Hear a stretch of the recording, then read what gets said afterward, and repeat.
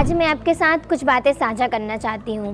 जैसे कि आप जानते ही हैं, हमारे हृदय एक मांसपेशी अंग है जो कि वृक्ष गुहा के मध्य हमारे दोनों फेफड़ों के मध्य हल्का बाहीं और स्थिर होता है। हमारे हृदय का आकार शंक्वाकार होता है जो कि हमारी मुट्ठी के आकार का होता है। हमारे हृदय का भार लगभग 300 ग्राम का होता है। हमारा हृदय 1 मिनट में 72 बार धड़कता है, 1 घंटे में 4600 बार धड़कता है। इतने ही समय में हमारा हृदय एक बार में 70 मिलीलीटर रक्त पंप करता है, 1 मिनट में 5 लीटर रक्त पंप करता है। और जब शिशु भ्रूणी अवस्था में होता है तब हमारा सर्वप्रथम हमारे हृदय का निर्माण होता है जो कि जीवन पर्यंत चलता रहता है। अब मैं आपको बताऊंगी कि हमारे हृदय में कार्बन डाइऑक्साइड जो रक्त होता है वो कैसे शुद्ध होता है। जो हमारा कार्बन डाइऑक्साइड युक्त रक्त है वो दाएं आलिंग में प्रवेश करता है। दाएं आलिंग जब संकुचित होता है तो त्रिवॉल्व कपाट खुल जाते हैं, जिससे दाएं आलिंग वाला रक्त दाएं नीले में पहुंच जाता है। दाएं नीले जब संकुचित होगा तो फुसफुस कपाट के माध्यम से हमारा रक्त फुसफुस धमनियों में पहुंचेगा। फुसफुस धमनियों में पहुंचने के बाद हम फुसफुस धमनियों में जाके रक्त फेफड़ों के पास जाता है। फेफड़े उसको शुद्ध करके ऑक्सीजन युक्त करके फुसफुस शिराओं में लाते हैं। फुसफुस शिराओं के माध्यम से बाएं आलिंग में आता है। बाएं आलिंग जब संकुचित होता है तो द्विवॉल्व कपाट खुल जाते हैं, जिससे बाएं आलिंग वाला रक्त बाएं नीले में पहुंच जाता है। बाएं नीले जब संकुचित होगा तो महाधमनी कपाट के माध्यम से हमारा रक्त महाधमनी में पहुंचेगा। महाधमनी में पहुंचने के बाद हमारा रक्त हमारे शरीर के विभिन्न अंगों तक पहुंच जाता है। अब मैं आपको बताऊंगी हमें हार्ट अटैक कैसे आता है। जो हमारे हृदय की जो वाहिनियां रहती हैं उसमें कोलेस्ट्रॉल की मात्रा अधिक हो जाती है, जिसके कारण हमें हार्ट अटैक आता है। और हार्ट अटैक के कुछ लक्षण है, जैसे सीने में दर्द होना, छाती दर्द करना, ठंडी सर्दी लगना, बुखार आना, सर दर्द होना, ये कुछ सिम्टम्स दिखाई देते हैं हमें। अभी जो एक वैज्ञानिक थे जो सर्वप्रथम कार्डियोलॉजिस्ट थे रामाकृष्ण पांडे, उन्होंने ये बताया कि जो हमें हार्ट अटैक आता है इसकी वजह कोरोना वायरस में जो वैक्सीन लगी थी वो नहीं है, क्योंकि कुछ लोगों का मानना है कि जब से कोरोना वायरस आया है तब से हार्ट अटैक के केसेस बढ़ गए हैं, लेकिन ये गलत है।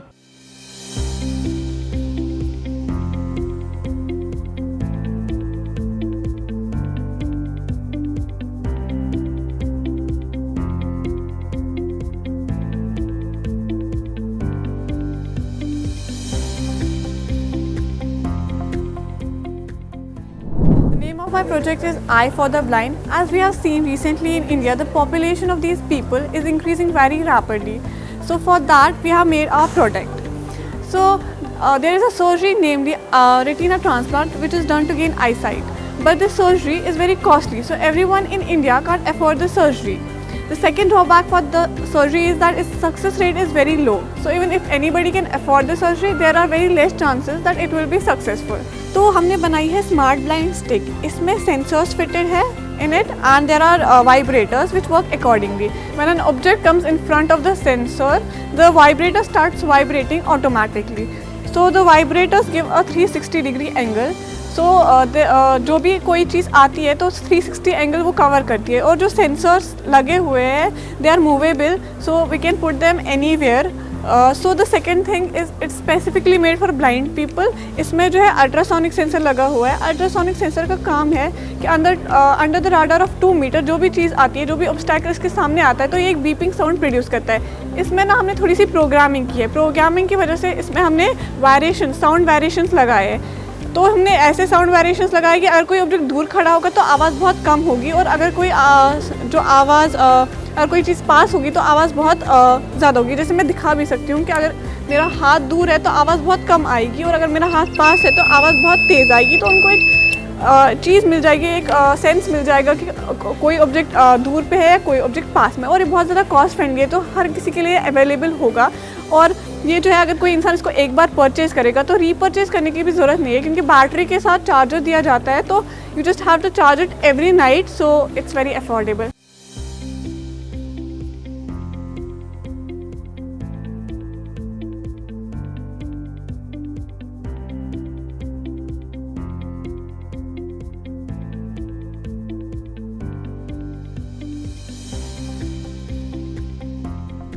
Good afternoon sir. Sir, my name is Ankita Yadav. I study in 9th standard. Neurological problem वाले बच्चों के लिए उपयोगी मॉडल, ये इस प्रकार के जो बच्चे होते हैं उनके लिए उपयोगी मॉडल।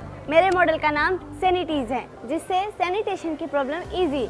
जिन बच्चों को नर्वस सिस्टम का प्रॉब्लम होता है, जो अपना काम खुद नहीं कर सकते हैं, ऐसे बच्चे चाहकर भी स्कूल नहीं जाना चाहते हैं, क्योंकि गांव में स्पेशल बच्चों के स्कूल नहीं होते हैं और वो अपना काम खुद नहीं कर सकते हैं।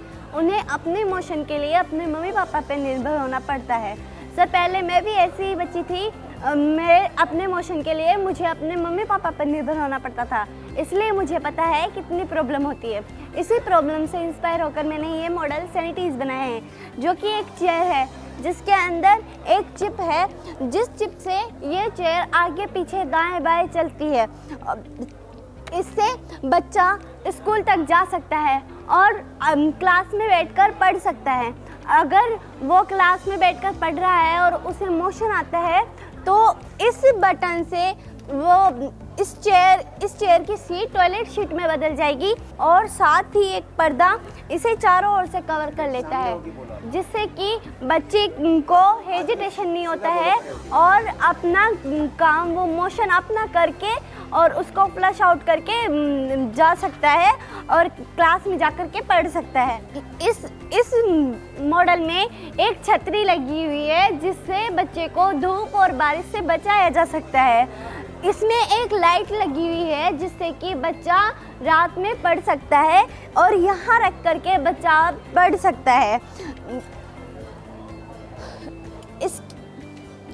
स्कूल के अंदर ऐसे बच्चे होते हैं जो कि ऐसे बच्चों को देखकर परेशान करते हैं, या कोई जानवर उसे परेशान करता है।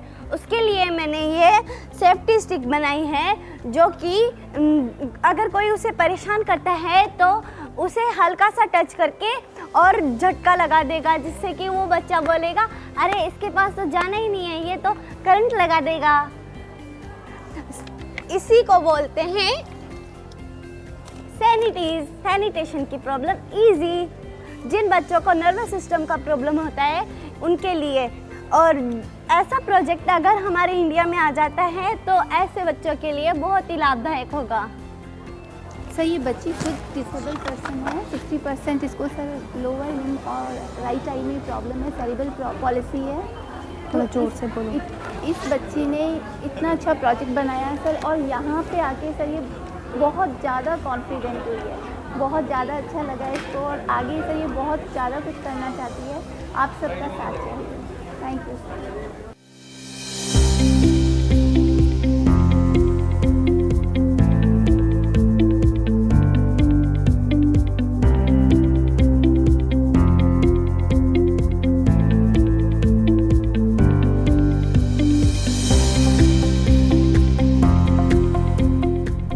हमारे प्रोजेक्ट का नाम है इंट्रोडक्शन टू इलेक्ट्रोकार्डियोग्राम। हमारा है पोर्टेबल ईसीजी। उसके लिए ईसीजी जो एक होता है वो एक टेस्ट होता है, जो हमारे हार्ट की एक्टिविटी को हम लोग एक वेव के फॉर्म में देखते हैं। उसके बेसिस पे हमको पता चलता है कि हमारा को कौन सी डिसीज़ है और कौन सी डिसीज़ नहीं है। जो नॉर्मल ईसीजी का मेन फंक्शन रहता है, वो हम लोग ये टेस्ट कर पाते हैं कि एक पर्सन फिट है या नहीं है वो फिट। हमने जो हमारा प्रोजेक्ट बनाया है उसके लिए हमने आर्डिनो कोड्स यूज़ किए हैं। आर्डिनो ऊनो है जो हमने सबसे पहला चिप यूज़ किया है। आर्डिनो ऊनो एक माइक्रो कंट्रोलर चिप है जो प्रोग्रामिंग के लिए यूज़ होता है, जैसे कि robotics, IoT, variable devices and many further things. Arduino Uno में बहुत सारी लीड्स होते हैं। उसमें एक पावर सप्लाई का रहता है, उसमें एक रीसेट बटन रहता है, उसमें एक इंडिकेटर रहता है जो इंडिकेट करता है कि पावर सप्लाई हो रहा है या नहीं हो रहा है। वो बहुत ही एक कॉस्ट एफिशिएंट चिप है। The second chip which we have used is Arduino AD8232 module heart rate sensor chip. ये एक ऐसी चिप है जो एक हार्ट रेट को हम लोग को एनालाइज करने में हेल्प करती है। जो ये इलेक्ट्रोड्स आप देख रहे हैं, ये जो हार्ट रेट चिप है, ये इलेक्ट्रोड्स को अब्जॉर्व करता है अपने अंदर और ये इसको ट्रांसफ़र करता है जंपिंग वायर्स के थ्रू आर्डिनो ऊनो में। आर्डिनो ऊनो एक ऐसी प्रोग्रामिंग चिप है जो बाइनरी लैंग्वेज दैट इज़ 101010 को वो कन्वर्ट करता है और हमको हमारे जो आर्डिनो का सॉफ्टवेयर है उसमें as a form of wave वो शो करता है। जो हमारा प्रोजेक्ट है पोर्टेबल ईसीजी, वो हॉस्पिटल के ईसीजी से अलग इसलिए है क्योंकि जो हॉस्पिटल का ECG है उसमें ये वेव्स आती हैं, PQRST वेव्स। जो PQRST वेव्स हैं वो हार्ट के कॉन्ट्रैक्शन और रिलैक्सेशन को डिनोट करती हैं। जो नॉर्मल हॉस्पिटल का ECG है उसमें 10 लीड्स लगे होते हैं, तो वो पूरी बॉडी को रिस्ट्रिक्ट करता है। जो हमारा ECG है उसमें 3 लीड्स लगे होते हैं, क्योंकि हमारा AD8232 एक स्पेशलाइज्ड चिप है जिसमें 3 लीड्स के थ्रू हम लोग उसको मॉनिटर कर सकते हैं। दूसरा एक मेन इम्पैक्ट आता है, जो हॉस्पिटल का ECG है वो हैवी होता है, वो उसको पोर्टेबल करने में हमको इश्यू आता है। सेकेंडली उसको हम सिर्फ एक हॉस्पिटल में उसको रोटेट कर सकते हैं क्योंकि उसमें एक रोलर लगे होते हैं। दूसरी बात है, जो हॉस्पिटल का ECG है जैसे वो वेव्स हैं वो एक पेपर में वेव्स दिखाता है, तो अगर वो पेपर मिसप्लेस हो जाता है या वो पेपर गंदा होता है या फट जाता है तो हमारा पूरा रिकॉर्ड गायब हो जाता है। उसको हम लोग रिकॉर्ड कर सकते हैं स्क्रीन रिकॉर्डिंग के थ्रू, जो हमारे सॉफ्टवेयर पे हम लोग उसकी वेव्स दिखाते हैं। अब आगे जो हमारी वेव्स निकलती हैं उसके बारे में मेरे पार्टनर वैरोज आपको बताएंगे। जैसे कि आप देख सकते हैं हमारा प्रोजेक्ट में सिर्फ 3 लीड्स लगे, हॉस्पिटल में 12 लगे थे। इधर मैं खुद के ऊपर लगाकर खुद का ECG देख सकता हूँ।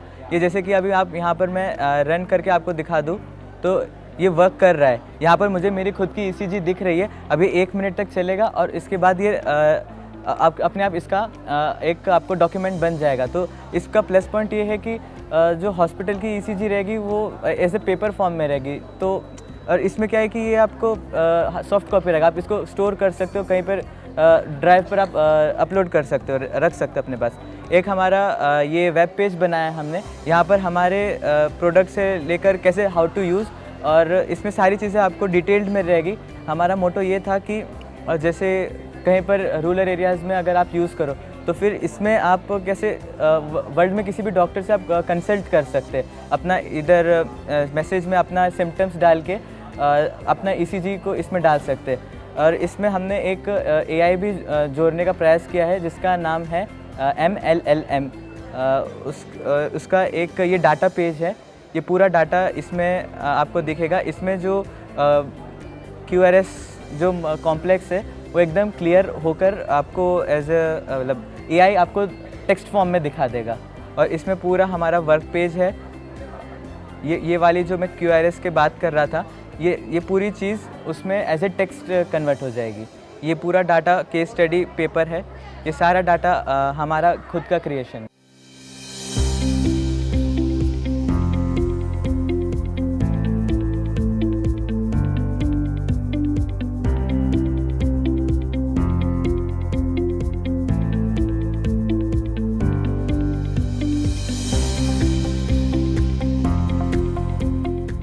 मेरे इस प्रोजेक्ट का नाम a modern automatic protective foldable stretcher है, जिसका उपविषय हेल्थ है। इसे बनाने के लिए मैंने मतलब कि यह एक ऐसा स्ट्रेचर होगा जिसे कहीं पर भी खोलकर आसानी से पेशेंट को ले जाने में काम आएगा। जैसे कि यहाँ पे फर्स्ट एड किट जो है इसमें अटैच हो जाएगा। तो कोई जैसे कि एक्सीडेंट हो जाता है, जो हम लोग देखते हैं रोड पे एक्सीडेंट हो जाता है, तो वहाँ पे जो एक्सीडेंट होता है तो स्पॉट डेथ हो मतलब कि बहुत ज़्यादा खून बह जाने के कारण से स्पॉट डेथ हो जाता है, या तो पहुँचते पहुँचते तक उनका डेथ हो जाता है। तो इसमें अगर फर्स्ट एड किट लगा होगा तो वहाँ पे जो भी मतलब लोग होंगे वो उन्हें इनिशियल ट्रीटमेंट अगर कर दे तो उसे आसानी से मतलब कि हॉस्पिटल तक पहुँचाया जा सकता है और उनका ट्रीटमेंट फिर डॉक्टरों द्वारा किया जाएगा। इसमें मैंने मच्छरदानी का प्रयोग किया है। मच्छरदानी का प्रयोग इसमें मैंने इसलिए किया है, जैसा कि हम लोग हाल ही में आए कोविड-19 को देखा, तो कोविड-19 में हम लोगों ने यह देखा कि उसमें मतलब डॉक्टर तो अपना पूरा प्रयास किए पेशेंट को बचाने के लिए, उनका बहुत अच्छे से इलाज किया, लेकिन सुविधा ना हो पाने के कारण से उन्हें ज़मीन पर या कहीं खुले ऐसे जगहों पे इलाज किया जा रहा था जहाँ पे उनका इलाज सही से नहीं हो पा रहा था। तो मुझे लगा कि इससे तो अन्य प्रकार की बीमारियाँ भी फैलने की दिक्कत हो सकती है, तो जैसे डेंगू, मलेरिया ये सब भी तो फैल सकते हैं। तो उसके लिए मैंने मच्छरदानी का प्रयोग किया। मच्छरदानी के प्रयोग से क्या होगा कि उसमें पेशेंट के जब इलाज हो जाएंगे, उनका ट्रीटमेंट हो जाएगा, तो उन्हें मच्छरदानी के अंदर रख दिया जाएगा ताकि उनका अच्छे से ट्रीटमेंट या और प्रकार की बीमारियां उन्हें ना हो। फिर यह जो है मेरा जो ये प्रोजेक्ट है समाज के कल्याण के लिए बनाया गया है और साथ ही यह आइडिया भी मुझे कोविड-19 से आया था, क्योंकि उसमें बहुत ज़्यादा बेड की कमी हो गई थी और जो पहले का बेड होता था वो एक जगह मतलब कि फिक्स सरफेस को लेता था। लेकिन अगर ऐसा मैंने एक स्ट्रेचर के बारे में सोचा जो कि बेड की तरह भी कार्य करेगा और इसे अगर यूज़ ना हो तो इसे आसानी से फोल्ड करके कहीं पर भी, जैसे कोने में कहीं पर भी आसानी से रख सकते हैं। और जब यूज करना हो, जैसे कि अभी आप देख सकते हैं कि ये मतलब कि बेड की तरह यूज कर रहा है, और जब नहीं जैसे कि अब इसे स्ट्रेचर का यूज करना है तो इसे नीचे ऐसे लटका दिया जाएगा और इसे आसानी से 2 लोग पकड़ के ले जा सकते हैं। और अगर 2 लोग पकड़ के, अगर जैसे कि अगर 2 लोग को बहुत दिक्कत हो रही है, एक ही लोग अगर वहाँ पे उपलब्ध है तो इसे आसानी से हॉस्पिटल में ढकेल कर भी ले जाया जा सकता है। जैसे कि कीचड़ वाले जगह या बारिश कभी हो गई तो उसके लिए मैंने ये बताया कि इसे आसानी से, मतलब कि इसे नीचे झुकाकर दोनों तरफ से पकड़ लेंगे तो आसानी से 2 लोग भी इसे आसानी से ले जा सकते हैं। लेकिन ये जो मैंने बनाया है स्ट्रेचर के साथ साथ बेड भी होगा, तो उसमें जो पाइनवुड की लकड़ियों से जब बनाई जाएगी तो बहुत हल्की होने के कारण से 4 से 8 किलो वजन होगा, तो कोई भी एक आदमी आराम से इसे पकड़ के कहीं पे भी ले जा सकता है, या कोई रोड एक्सीडेंट हुआ तो आसानी से दौड़कर वहाँ पे पहुँच सकता है। और इसके साथ ही इसमें मतलब बेडसोल की भी सुविधा दी है। तो हम लोगों को पता है कि कुछ ऐसे पर्सन भी होते हैं जो हमेशा बिस्तर पे लेटे होते हैं, तो अगर कोई फाइनेंशियल इशू है, बहुत ज़्यादा लोग जो नॉर्मल पर्सन होते हैं उनके पास तो ज़्यादा पैसे होते नहीं हैं, तो उनके ट्रीटमेंट में बहुत ज़्यादा खर्च होता है, तो वो अच्छे से ट्रीटमेंट नहीं करवा सकते हैं। तो इसमें मैंने देख सकते हैं आप लोग, यहाँ पे मैंने बेडसोल के लिए बनाया है, जगह दिया है ताकि बेडसोल के पर्सन जो होंगे यहाँ पे मतलब कि ये जब उन्हें शौचालय करना हो या मलमूत्र त्यागना हो तो यहाँ पे आसानी से शौचालय मलमूत्र त्याग सकते हैं। जो उनका वेस्टेज होगा वो आसानी से जो हॉस्पिटल के पाइप से जोड़ दिया जाएगा जो कि मलमूत्र ले जाता है उससे, या तो इसे आसानी से बाहर कहीं पर भी आसानी से डिकम्पोज करने के लिए फेंका जा सकता है। और इसमें मैंने कुछ भविष्य योजना भी सोची है ताकि मतलब कि आने वाले समय में मैं उस पर कुछ कार्य कर सकूँ। इसमें मैंने कुछ सोचा है कि जैसे कि मैं आगे अगर इंजीनियरिंग करूंगा तो इसमें मैंने सोचा है कि सोलर प्लेट का इसमें मैं यूज़ करूंगा ताकि उससे जो एनर्जी आएगी, एनर्जी से मैं ईसीजी जो इलेक्ट्रोकार्डियोग्राम ये सब पेसमेकर ये सब चलाया जा सकता है, ताकि इसको मतलब कि और अच्छे तरीके से बनाया जा सकता है और इसे व्हील चेयर के रूप में भी किया जा सकता है। और मैं इसे पहले फोल्ड करके आपको एक बार दिखा देता हूँ। इसे फोल्ड करेंगे और यहाँ पे मैंने एक लगाया हुआ जिसे अनलॉक कर देंगे ताकि इसे आसानी से फोल्ड किया जा सके। जैसा कि आप लोग देख सकते हैं कि मैं इसे, जैसे कि अब इसका यूज़ नहीं है तो इसे आसानी से हम लोग फोल्ड कर सकते हैं।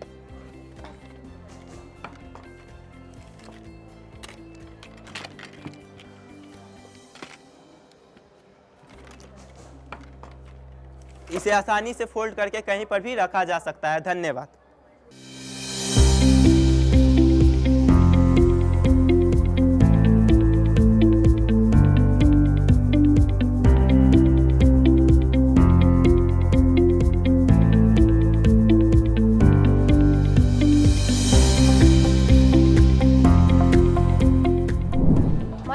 Kavya and I am from Thiruvalur Government Girls Higher Secondary School, Puducherry. This is a multi-purpose walker. A normal walker can be used only for walking purpose, but this walker can be used for many purposes. At first, we all know that elders fatigue more often, so if they need to sit somewhere, they need to search for chair. It is kind of difficult for them. But if they use this walker, they can easily convert this into a chair and can sit wherever they want. And those who can't walk can also convert this into a wheelchair.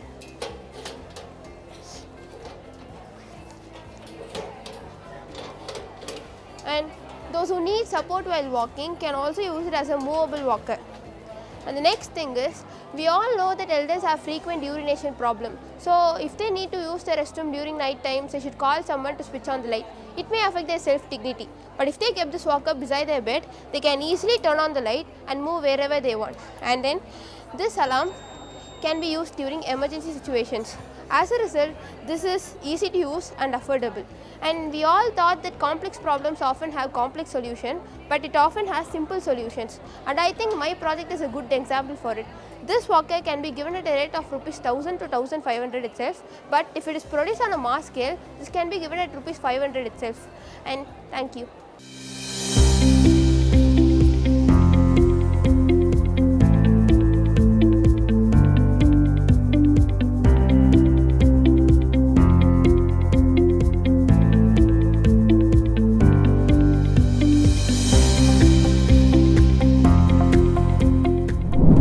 Sir, हमने इस model का इस model को हमने इतनी बड़ी बड़ी समस्याओं पर ध्यान देते हुए इसे बनाया सर, जो कि यहाँ कई प्रकार की समस्या हो रही है, जो कि एमपी के डिंडोरी में महिलाओं को इतनी समस्या हो रही है, पानी की इतनी किल्लत हो रही है कि महिलाएं जो है वो कुएं के अंदर जा रही है, अपनी जान को जोखिम में रख कर वो पानी के लिए कुएं के अंदर जा रही है सर। और ऐसे कुएं के पास न जाती हुई महिलाएं कई बार ऐसे पानी में गिर गई है, जो कि उनकी मृत्यु हो चुकी है सर। बहुत सारे ऐसे न्यूज़ हैं जो कि छत्तीसगढ़ से नहीं है लेकिन बाहर से हैं। फिर हम तो छत्तीसगढ़ से हैं, छत्तीसगढ़ में भी बहुत सारे कुएं हैं। ऐसी दुर्घटना ना हो इसीलिए हम इसके बारे में सोच रहे हैं सर। ना केवल हमने इस समस्या पर ध्यान दिया, बल्कि इससे बड़ी समस्या तो ये है कि जो दिव्यांग लोग हैं सर, हम तो नॉर्मली हैं जो कि कैसे भी करके कुएं से पानी निकाल लेंगे, लेकिन जो दिव्यांग है वो कैसे निकालेंगे, इनके बारे में तो किसी ने सोचा ही नहीं, इतनी बड़ी प्रॉब्लम के बारे में सर। जो दिव्यांग है, जैसे कि ये गौरी सेन है, इनका एक हाथ से दिव्यांग है, ये कुएं से तो पानी नहीं निकाल पाएंगी। तो इनके लिए हमने एक सोचा है सर, जिसका नाम है साइकिलिंग विद वेल, जिसे हमने साइकिल को मॉडिफाई करके बनाया है सर, जिसमें हमने पैडल का भाग लिया है और चैन का भाग लिया है, जिसे हमने बनाया है सर। और इससे जो दिव्यांग है ऐसे तो कुएं से पानी नहीं निकाल पाएंगे, लेकिन इस सिस्टम का उपयोग करके भी ज़रूर और बहुत आसानी से पानी निकाल पाएंगे सर। जैसे कि मैं बता रही हूँ, इसमें पैडलिंग है, जैसे ही हम धीरे धीरे पैडलिंग करते जाएंगे वे कुएं से पानी भरकर ऊपर आते जाएगा। और पानी जब ऊपर आएगा तो उसको स्थिर भी तो रखना जरूरी है। स्थिर रखने के लिए सर हमने लॉक सिस्टम का भी बनाया है कि पानी जो है वो एक जगह स्थिर रहे, वो नीचे ना जाए। एक लॉक सिस्टम भी लगा है सर, जो कि हम इसको ऐसे लॉक कर देंगे अगर, तो बाल्टी एक ही जगह स्थिर रहेगा, मतलब कि वो नीचे जाएगा ही नहीं। मतलब कि अगर हम पैडल से पैर हटा भी देंगे तो वही जगह रहेगा, वो नीचे नहीं जाएगा सर। अब जब बाल्टी में पानी भरकर ऊपर आ गया तो उसे हमें बर्तन में भी तो डालना है, इसके लिए भी हमने सोचा और बनाया है सर, ताकि जो बाल्टी का पानी है वो सीधा बर्तन में जाए सर। जैसे कि जब हम ये बोल सकते हैं कि जो हमारा मॉडल है, इससे किसी भी ना कोई भी इसका उपयोग कर सकता है सर, बहुत आसानी से। इसमें मतलब कि बैठे बैठे हमारा पूरा काम हो जाएगा सर, जो कि बहुत ही इम्पोर्टेंट है जो हमारे लिए समय, जो कि इससे बहुत ज़्यादा समय की बचत होगी सर। यदि हम हाथ से कुएं से पानी निकालेंगे तो उसमें बहुत ज़्यादा शारीरिक मेहनत होगा सर, और मतलब कि रीढ़ की हड्डी में कमजोरी आएगी, बहुत ज़्यादा बॉडी पेन होगा, और महिलाओं की गिरने के लिए ऐसी समस्याएं बहुत बार होंगी। अगर हम इस सिस्टम का उपयोग करेंगे तो ऐसी दुर्घटनाएं नहीं होंगी, ऐसी दुर्घटनाओं का होना बंद हो सकता है सर। भारत में आज भी छत्तीसगढ़ ही नहीं, मध्य प्रदेश, ऐसे कई जगह हैं सर जहां आज भी कुएं पर आश्रित है महिलाएं सर। इससे जो मतलब कि जो दिव्यांग है उनका भी एक्सरसाइज हो जाएगा, वो भी अपना कार्य बहुत आसानी से कर पाएंगे सर। मैंने ये तो मॉडल हमने दिव्यांग के लिए बनाया, लेकिन इसका उपयोग नॉर्मली इंसान भी कर सकते हैं। जैसे कि हम लोग नॉर्मल है तो हम लोग इसका उपयोग कर सकते हैं पानी निकालने के लिए, एक्सरसाइज के लिए। यदि हम इसका उपयोग करेंगे तो एक साथ हमारा दो काम होगा सर, कुएं से पानी भी निकल जाएगा और हमारा एक्सरसाइज भी हो जाएगा। समय की बचत करना बहुत ज़रूरी है, तभी हम अपने अगले कार्य को बहुत अच्छे से कर पाएंगे। इसलिए हमें समय की बचत करनी चाहिए। और सर इससे हमें अच्छे से साइकिलिंग का भी मौका मिल जाएगा, एक्सरसाइज भी बहुत अच्छे से होगा। Thank you sir.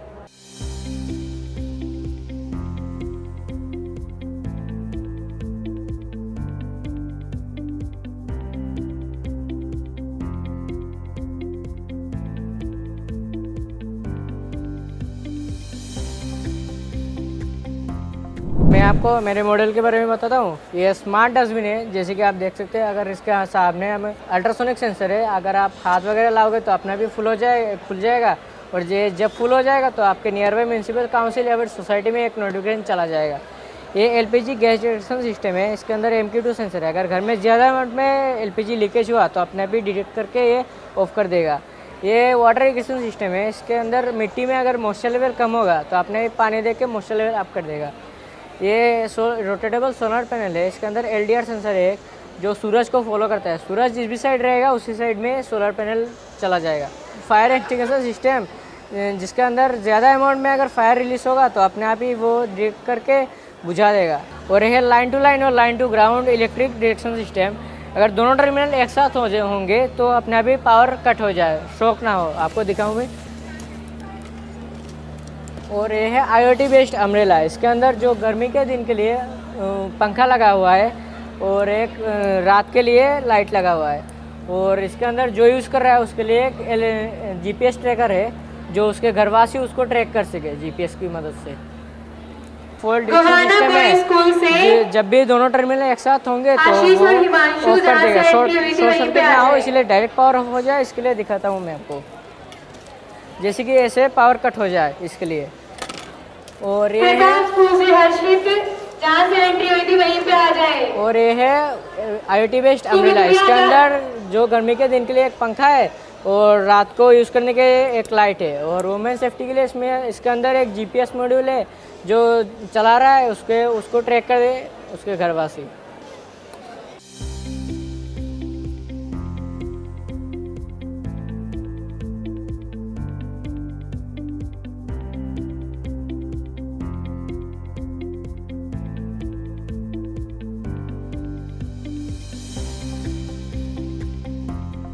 Today, in the world of increasingly affected by climate changes and disaster coming problems, we need to take some initiative toward these, and for this I have made this model having variety of solutions like this epicenter system, which can monitor the coming earthquake and can alert us before 2 hours of a coming earthquake. Then this is floating houses, which can uplift our houses whenever the water level will increase, and this is a fire detector sensor having efficiency of early detection of wildfire and sprinkle the water over there.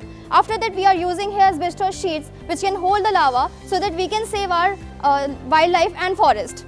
After that, apart from these all, we are using here different techniques for purifying our air so that we can enhance our air quality as well. And finally, this is a smart vehicle charging station, which is a very important part of our model because it has 3 different benefits. Number 1, we are using here sunlight for charging our vehicles, which is a free resource. Number 2, we are saving our environment from harmful effect of pollution caused by the burning of fuels in vehicles. And number 3, we are saving our fuels and petroleums for our future generation as well. Let's coming to its working. Dynamo का use कर रहे हैं for converting mechanical energy into electrical energy. तो ये जब हम इस पर स्ट्रेस प्रेस करेंगे तो मैकेनिकल एनर्जी को ये इलेक्ट्रिकल एनर्जी में कन्वर्ट करेगा dynamo. And here this is a diaphragm which can convert the sound energy and vibration into electrical energy। फिर यहाँ पर पीजो इलेक्ट्रिक मटेरियल सेंसर्स ऐसे सेंसर्स होते हैं जो कि मैकेनिकल स्ट्रेस को कन्वर्ट करते हैं इलेक्ट्रिकल एनर्जी में। तो यहाँ पर हम जैसे ही इसको प्रेस करेंगे तो वैसे ही इलेक्ट्रिसिटी जनरेट होना स्टार्ट हो जाएगी। आफ्टर दैट यहाँ here we are burning the papers and plastic which can convert the heat energy and cooling energy, heating effect and cooling effect convert the electricity। यहाँ पर हम लोग इस स्मार्ट व्हीकल चार्जिंग स्टेशन बनाया है जिसको car के नीचे हमने टेस्ला कॉइल लगाई है, ये प्राइमरी टेस्ला कॉइल है, और स्लॉट्स के नीचे हमने सेकेंडरी टेस्ला कॉइल लगाई है। जब ये कॉइल इसके कांटेक्ट में आएगी वैसे ही ये चार्जिंग स्टार्ट हो जाएगी बाय इलेक्ट्रोमैग्नेटिक इंडक्शन। तो ये स्लॉट ऑन हो चुके हैं, जैसे ही कार आएगी वैसे ही ये सेंस कर लेगा। LDR सेंसर हमने यहाँ पर लगाया हुआ है जो कि सेंस करेगा कार आ गई है, और वैसे ही ये रिले के पास मैसेज पहुँचाएगा और रिले सर्किट को ऑन करेगा तो चार्जिंग स्टार्ट हो जाएगी। और कार को हम चार्जिंग इसमें स्टोर कर सकते हैं हम बैटरी में चार्ज, और उसके बाद कार को रन कर सकते हैं। यहाँ पर एस्बेस्टस शीट्स का यूज़ मैंने दिखाया है। एस्बेस्टस शीट्स का मेल्टिंग पॉइंट लगभग 3600 डिग्री सेल्सियस होता है, और लावा का टेम्परेचर 1800 डिग्री सेल्सियस होता है। तो एस्बेस्टस शीट जो है वो लावा को आराम से होल्ड कर सकती है। तो हम लावा जहाँ पे वोल्केनिक इरप्शन होता है उसके आसपास इसकी बाउंड्रीज बनाएंगे, और उसके बाद ये जो लावा है वो केवल उस बाउंड्री के अंदर ही रहेगा। तो जो लावा है वो ठंडा हो जाने के बाद इग्नियस रॉक में कन्वर्ट हो जाएगा, जिसे हम अपने किचन्स में स्लैब्स की तरह यूज़ कर सकते हैं। After that we are using here different techniques for saving us from the disaster management. So by implementation of these all, we are not just saving ourselves from these disasters and risks, but also can manage our fuels and petroleums and our sustainability in development.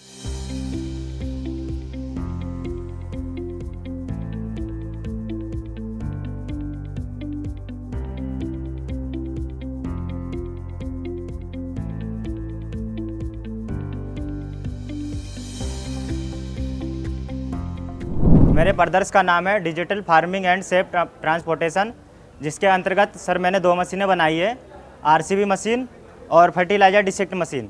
Sir मैंने fertiliser dissect machine को मैंने खेतों में खाद का छिड़काव और कीटनाशक दवाई का स्प्रे करने के लिए बनाया है। सर आप तो जानते हैं कि हमारे भारतवर्ष में बहुत अधिक मात्रा में फसलें उगाई जाती है, जिनमें 3 से 4 बार किसानों के द्वारा खाद का छिड़काव और कीटनाशक दवाई का स्प्रे करना अति आवश्यक होता है। तो जिसको करने के लिए किसानों को मैन पावर अधिक लगता है, समय अधिक लगता है, पैसा अधिक खर्च हो जाता है। और सर आप जानते हैं कि इन दवाइयों में केमिकल मिला होता है और इनको हाथों के द्वारा छिड़कने से इनके हाथ भी खराब होते हैं और इनको हेल्थ इशू भी आ जाता है। तो इन्हीं सब समस्या को ध्यान में रखते हुए सर मैंने इस मशीन को बनाया है। इस मशीन की मदद से खेतों में खाद का छिड़काव और कीटनाशक दवाई का स्प्रे कर सकते हैं। और सर मैं इसको वर्किंग करके दिखलाता हूँ। ये सर ये कुछ इस प्रकार से स्प्रे करता है, जैसा कि सर आप देख पा रहे होंगे।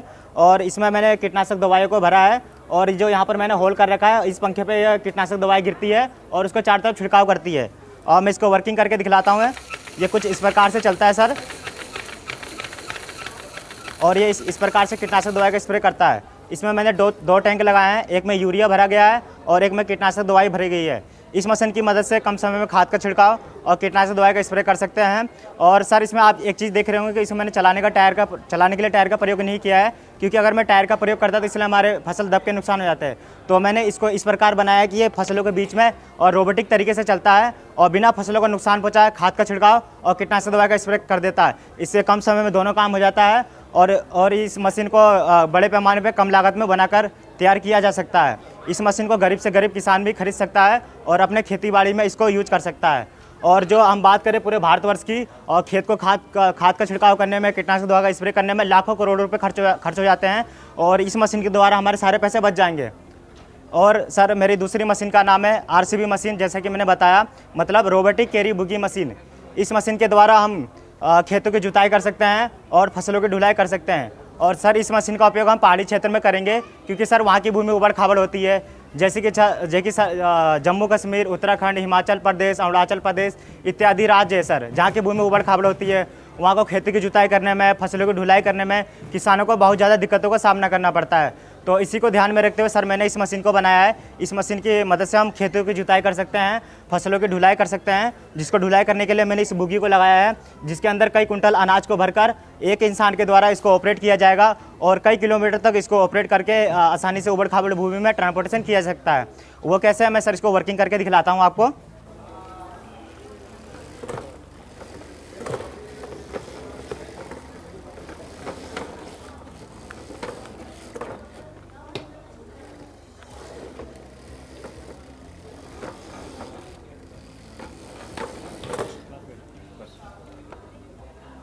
ये कुछ इस प्रकार से सर ये वर्क करता है और ये खेतों की जुताई के अलावा, फसलों को ट्रांसपोर्टेशन के अलावा, इसके द्वारा हम बीज को भी बो सकते हैं। बीज को बोने के लिए मैंने इस मशीन को लगाया है, जो इस प्रकार से घूमता है और यहाँ पर बीज को स्टोर किया जाता है और इस पाइप के द्वारा बीज इसमें आता है और ये बीज को नीचे को गिराते हुए जाता है। और पीछे को मैंने कल्टीवेटर को लगाया है, आगे से बीज को गिरता है और पीछे से सर ये कल्टीवेटर खेत को जुताई कर देता है, जिससे दोनों काम एक साथ हो जाता है। इससे सर किसानों को बहुत ज़्यादा मदद मिलेगी और इसका हम कृषि के अलावा अन्य क्षेत्र में भी उपयोग कर सकते हैं। जैसे कि सर हमारे भारतीय सैनिक जो पहाड़ी क्षेत्र में लगे हुए हैं, जैसे कि मैंने स्टेट बताया, उत्तराखंड, जम्मू कश्मीर, हिमाचल प्रदेश, अरुणाचल प्रदेश, इन सभी क्षेत्रों में हमारे भारतीय सैनिक लगे हुए हैं, जो हमारे देश की रक्षा कर रहे हैं, हमारे लिए इतना मेहनत कर रहे हैं, क्योंकि वहाँ की भूमि उबड़ खाबड़ होती है, वो गाड़ी का उपयोग नहीं कर पाते हैं हथियार बम बारूद के ट्रांसपोर्टेशन में, तो उन्हें काफ़ी दिक्कतों का सामना करना पड़ता है। वो घोड़ों और खच्चरों की मदद से वो हथियार बम बारूद का ट्रांसपोर्टेशन करते हैं, जिससे उन्हें काफ़ी दिक्कतों का सामना करना पड़ता है। तो हम इस मशीन के द्वारा हम ट्रांसपोर्टेशन कर सकते हैं, जिसमें हथियार बम बारूद को भरकर एक स्थान से दूसरे स्थान तक इजीली ट्रांसपोर्टेशन कर सकते हैं, जैसा मैंने चला के दिखलाया। और इसके अंदर कई कुंटल को भर सकते हैं ये, और जो इसके अंदर जो सामान भरते हैं वो बिल्कुल सुरक्षित रखता है, क्योंकि ये इस प्रकार चलता है कि जो अंदर सामान रखा रहता है वो बिल्कुल सुरक्षित रहता है। ये जय जवान और जय किसान के लिए तो उपयोगी हो रहा है, और साथ ही साथ ये एम्बुलेंस के रूप में भी प्रयोग हो सकता है, क्योंकि जो आप सर जानते हैं कि हमारे इंडिया में कितने पहाड़ी इलाके हैं, और उन सभी पहाड़ी इलाकों में लाखों की संख्या में हमारे पहाड़ी भाई लोग रह रहे हैं। जैसे कि डिलीवरी केस हो गया या कोई त्वचा संबंधित कई सारी बीमारियां आ जाती है और उन्हें सही समय पर अस्पताल तक ना पहुंचाने पर उस व्यक्ति की जान चली जाती है।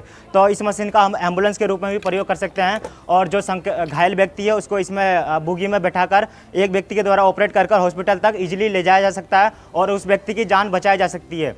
इससे सर कृषि करने के लिए उपयोग हो रहा है, भारतीय सैनिकों के लिए उपयोग हो रहा है, और एम्बुलेंस के लिए उपयोग हो रहा है, और साथ ही साथ इस मशीन का अब परिवहन के रूप में भी प्रयोग कर सकते हैं, क्योंकि हम इंडिया से हम पहाड़ी क्षेत्र में काफ़ी घूमने के लिए जाते हैं और हम इसका टूर के लिए उपयोग कर सकते हैं।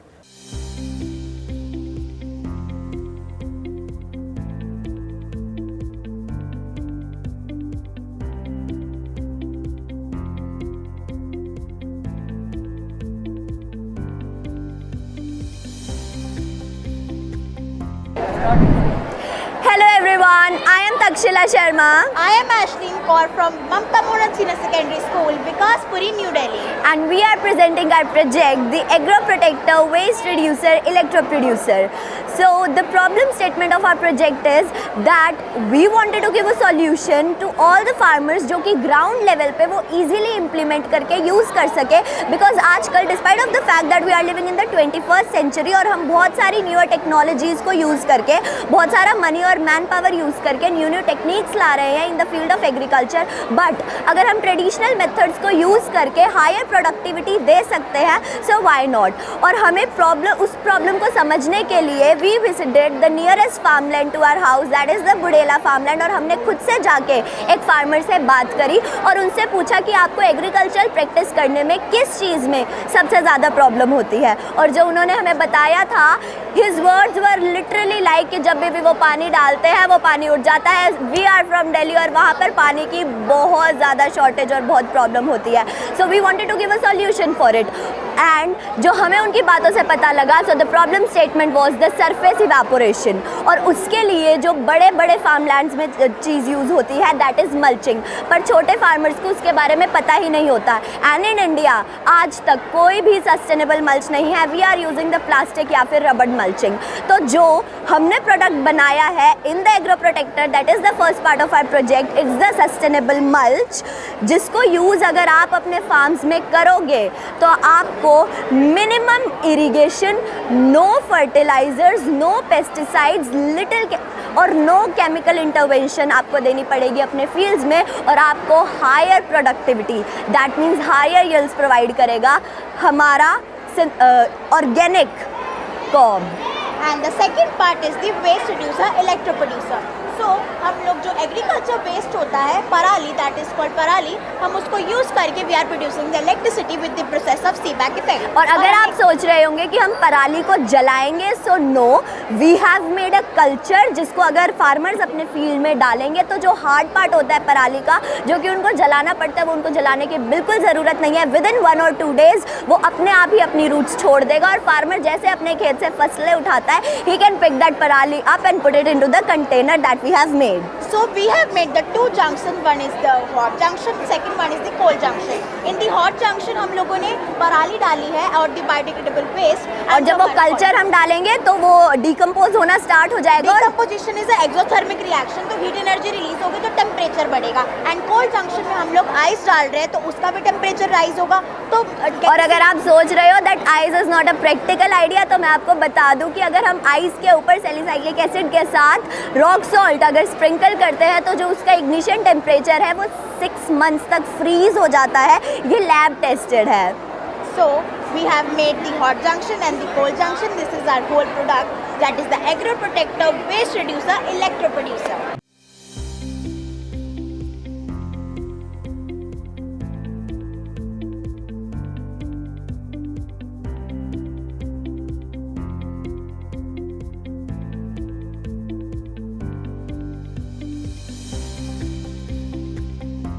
I want India's every house should be self-sufficient in agriculture. In India's 17 sustainable goals, the second one is zero hunger. To achieve it for the farmers, it's very difficult, but we can easily implement that our technology into the traditional farming of India. Then we can easily cultivate the maximum amount of yield that we can get. This is ePlant, which is an automatic smart agri system. When the water level is too low, up to plants can't grow, it automatically supplies water to the plants. Let me show. The motor pump is turned on now, and through drip irrigation and focus, the water is supplying to the plants. And it stopped when I dipped in the water. Then in the poly houses, usually in the cloudy seasons, the sunlight could not reach it clearly because of the prevention placed here. To overcome that, I have fixed the LDR sensor with LED strip. In this, we can see that an elephant is detected in front of this camera. I have fixed this camera as a CCTV. It would detect an elephant. It would say elephant detected. If now the mobile phone, we can see that there is soil moisture level and light intensity, temperature, humidity here. we can also turn off and on the mobile using this app. We can turn on when it's off, the motor pump is off, and I am clicking it and making it on. The motor pump is turned on like that, and when the light is off, it automatically supplies light to the plants like that. The LED is turned on now, and when I am taking out the soil moisture sensor, it will make the motor pump turned on and it will make that work. And when a laser path is obstructed by this, and it will make the bell sound like that, and we can see that also in our mobile phone. And this is waste management system. In our households, the waste management system is becoming a large problem. To avoid that, I have made a waste management system. The only manpower is required to dump our household waste into this. It would become decomposed and flows through this pipe into another chamber. From there, it would be sucked along with when the motor pump is turned on, another motor pump fixed in the second chamber would also turned on and would be sucked into this pipe, which is the same pipe where the first motor pump, the main motor pump which supplies water to the plants, connected. Then the both manure and the water mixes together and gets into the plants using foggers and drip irrigation. And we have an animal operating system. Okay, let me show. Now consider this as an animal, and when an animal tries to get into our area, it would like makes a bell sound like that, and it works like that. And we can turn on the motor pump using our mobile app too. Let me show. Now the motor pump is turned on. You can turn it off right now using the mobile app. And we have a pest trap. Usually pests come in the time of 6 to 8 p.m. At that time, the pest trap will possess a blue LED and attracts the pest towards it. When the pest is, we would pour a jaggery mixed with the water solution into that basin, and it would be stuck in that and suffocate by themselves in there. And this thing only costs 3,000 rupees in total. I have programmed this using Arduino IDE using my laptop, and this cost only 3,000 rupees. But if you want an advanced version, we can add more budget to it. We can use a Raspberry Pi, which is a credit card sized mini computer which can be process images like. Now I have made an object detection model in this laptop.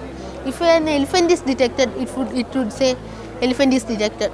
In the future scope, I want to add if an elephant is detected, it would play a bee sound, and a bee scent is sprayed out to prevent elephants from attacking. In my area, in the Kerala, elephants are making so much issues in our area.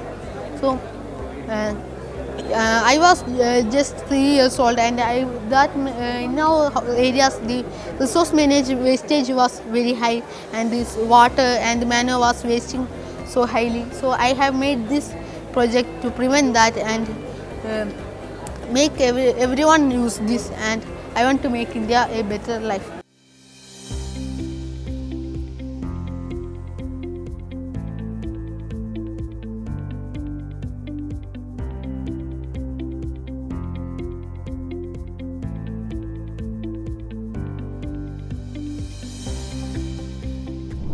जैसे कि sir हमारा भारत एक कृषि प्रधान देश है और हमारे भारत में विभिन्न प्रकार की खेती करते हैं। जैसे कि सर हमारे भारत में हमारे गन्ने की खेती भी बहुत करते हैं सर, लेकिन गन्ने का खेती जब करते हैं सर वो पुरातन टेक्निक से करते हैं, इसीलिए उन लोगों को बहुत लॉस होती है सर। लेकिन मेरा इस न्यू टेक्निक से करेंगे तो सर उन लोगों को बहुत सारा फ़ायदा मिलता है। जैसे कि सर हमारे भारत में जो किसान भाई जो खेती करते हैं गन्ने का, तो उन लोग इसी तरह से लगा देते हैं सर बड़ा बड़ा पीस को, जिसकी वजह से वाला पार्ट भी वेस्ट हो जाता है, किसी काम का नहीं रहता है सर। और उसके साथ साथ सर उन लोग पुरातन टेक्निक से पुरातन यंत्रपाति का उपयोग करके वो कटिंग करते हैं सर। कैसे करते हैं मैं दिखाता हूँ सर। इसी तरह से एक कुराड़ी लेते हैं सर वो और नीचे एक लकड़ी रख देते हैं और इस तरह से कटिंग करते हैं सर, जिसकी वजह से ये फट भी जा सकता है सर, उसके साथ साथ हाथ में भी लग सकता है, नहीं तो इधर उधर भी हो जाता है सर। उसको फिर से कलेक्ट करने के लिए और 3-4 आदमी का ज़रूरत पड़ती है सर। लेकिन सर मेरा इस मशीन के माध्यम से कटिंग करेंगे तो सर बहुत सारा फ़ायदा होगा। उसके साथ साथ डायरेक्ट पैकिंग होगा सर। पैकिंग होने के बाद यहाँ पे थोड़ा सा भी कोरस नहीं होगा सर। मैं अभी दिखाता हूँ आपको किस तरीके से मेरा इस मशीन काम करता है। तो देखिए सर इस तरीके से हमारा मशीन से जो हमारे गन्ना का सीड्स निकलने के बर्ड्स निकलने के लिए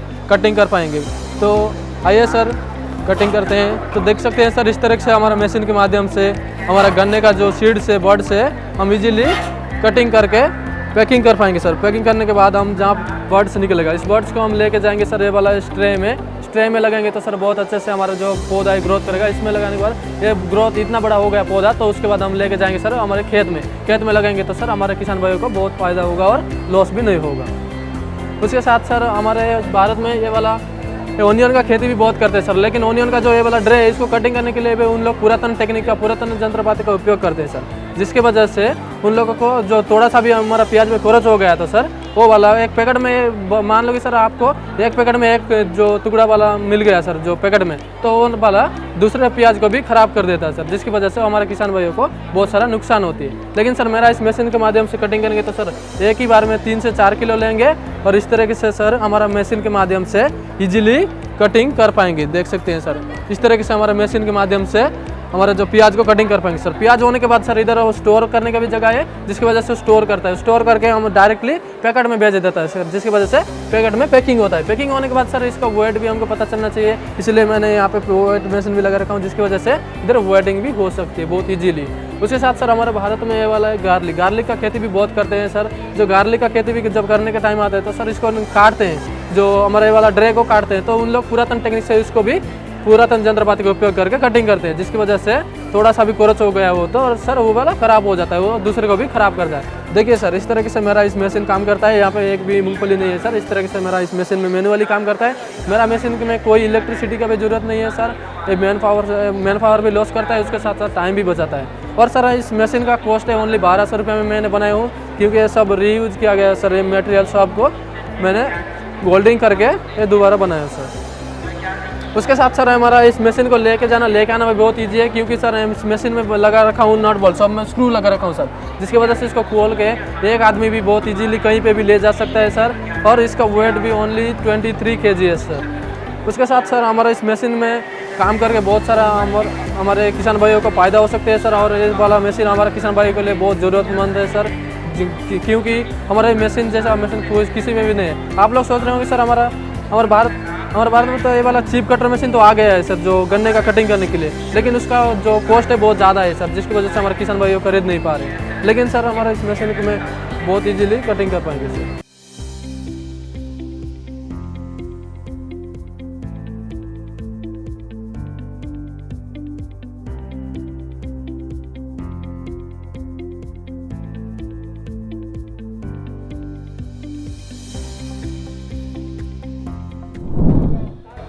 नमस्कार सर, मेरा नाम सुक्ता शेख है और मैं सरकारी उच्च प्राथमिक विद्यालय गोविंदपुर 8 क्लास की स्टूडेंट हूँ ओडिशा की।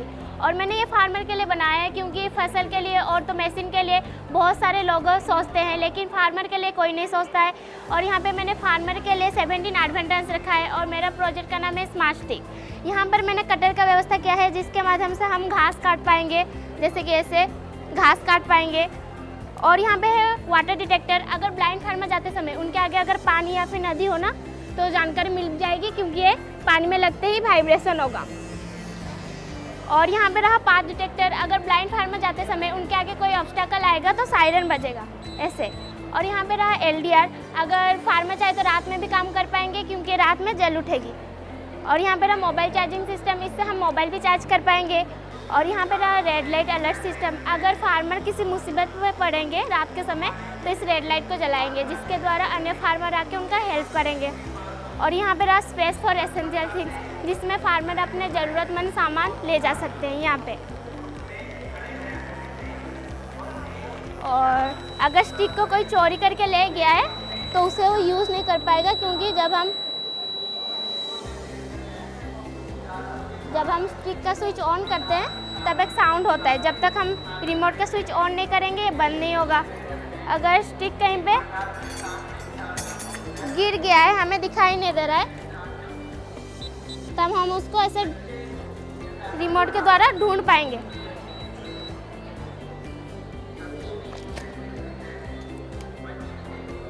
अगर चाहें तो हम इसको खोल भी सकते हैं और लगा भी सकते हैं। और यहाँ पे है डस्टिंग रिमूवल सिस्टम, जब हम काव फार्मिंग या फिर गोट फार्मिंग करते हैं ना तो उनके छत के ऊपर बहुत मैला जमा रहता है, उसको साफ करेंगे और डस्ट हमारे चेहरे पर ना गिरे, इसलिए मैंने अम्ब्रेला का व्यवस्था किया है। और यहाँ पे हम स्टैंड फिटिंग भी कर सकते हैं।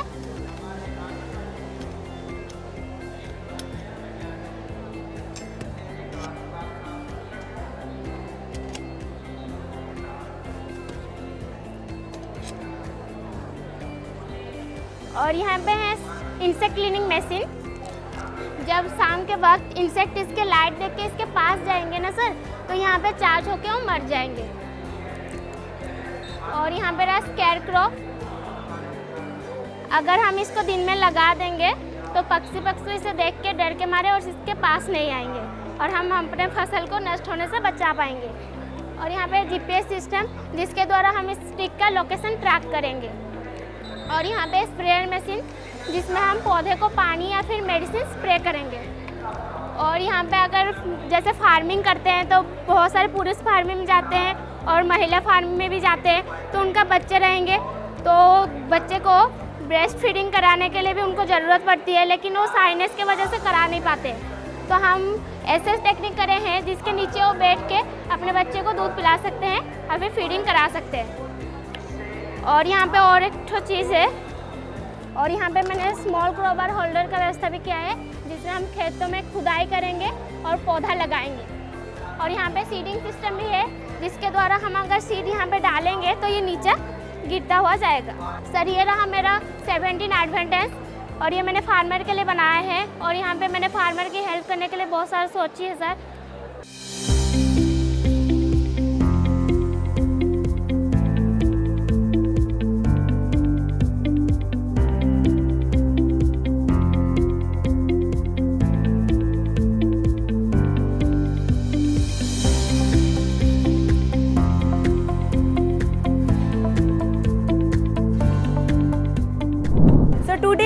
represent the presentation of computational thinking।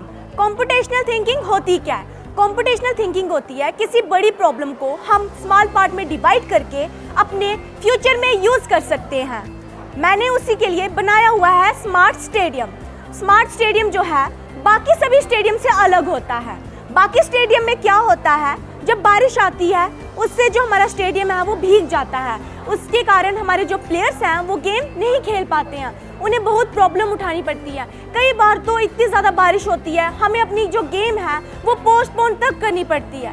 इसीलिए मैंने बनाया हुआ है स्मार्ट स्टेडियम। यहाँ पे मैंने यूज़ किया हुआ है आर्डिनो यूनो का रेन ड्रॉप सेंसर और सर्वो मोटर का। इसमें क्या है, जैसे ही रेन जो है रेन ड्रॉप सेंसर के ऊपर गिरेगी, इसके जो फ्लैप्स हैं वो ऑटोमेटिकली ही क्लोज हो जाएंगे। और उससे क्या होगा, जैसे फ्लैप क्लोज हो जाएंगे जो हमारे प्लेयर्स हैं वो गेम अपनी आसानी से खेल सकते हैं। और दूसरा मैंने इसमें यूज़ किया हुआ है, जब ह्यूमिडिटी ज़्यादा बढ़ जाएगी, ऑक्सीजन की कमी हो जाएगी, तो ये जो फैन है वो ऑटोमेटिकली ही ऑन हो जाएगा। तीसरा मैंने इसमें यूज़ किया हुआ है फायर अलार्म। यहाँ पे जब आयर सेंसर के आगे जब कोई आग वाली चीज़ या कोई धुआं आसपास आएगा जिससे इसको पता चले कि यहाँ पे आग लगने वाली है, तो यहाँ पे क्या होगा, इसके आगे जैसे आग आ जाएगी ये अलार्म बजने शुरू हो जाएगा। नॉर्मल तो 6 गेट्स होते हैं, लेकिन हमने यहाँ पे 12 गेट्स लगाए हैं। जैसे ही अलार्म बजेगा वैसे ही ये 12 के 12 गेट्स जो हैं ऑटोमेटिकली ही ओपन हो जाएंगे। और लास्ट हमने इसमें यूज़ किया हुआ है, हर एक सीट के साथ एक स्विच होगा, जिसका काम ये होगा कि अगर किसी भी इंसान को कोई भी प्रॉब्लम हो रही है वो इस स्विच को ऑन करेगा और वो जाके सीधा कंट्रोल रूम में जाके बजेगा और वहाँ से कोई ना कोई उनकी हेल्प के लिए आ जाएगा।